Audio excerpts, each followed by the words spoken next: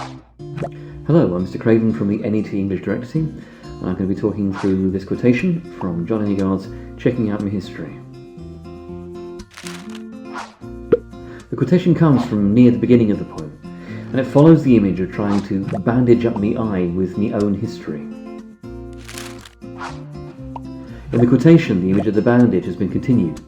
A bandage, obviously, is something designed to protect, to allow to heal, something associated with the covering up of a wound.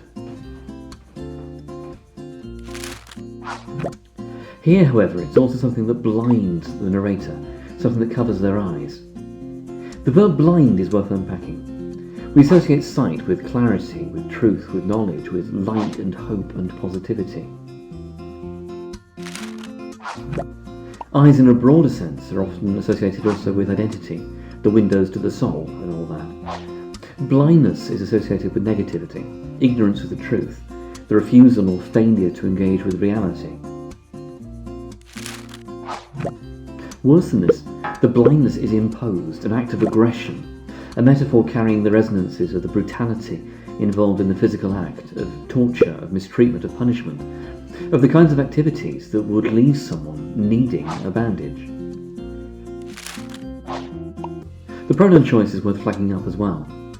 Speaking as he does in a dialect conveyed by the phonetic spelling and the non-standard grammar, Agard conflates me, as in the pronoun referring to a person's self, with my, the possessive pronoun referring to what belongs to us.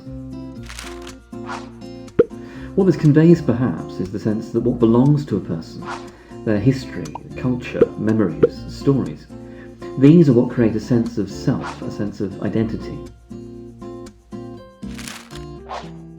To take away these things, or to impose inauthentic alternatives, is to attempt to strip people of their identity, or to deny their right to it. But it's also to prevent them from even seeing that this has taken place, to blind them to it.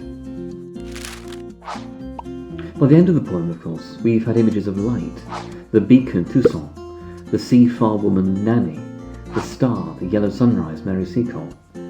By the end, the narrator is able to see, to check out his own history, but even more, the physical destruction of being blinded has been displaced by the generative, creative, constructive act of carving out the identity,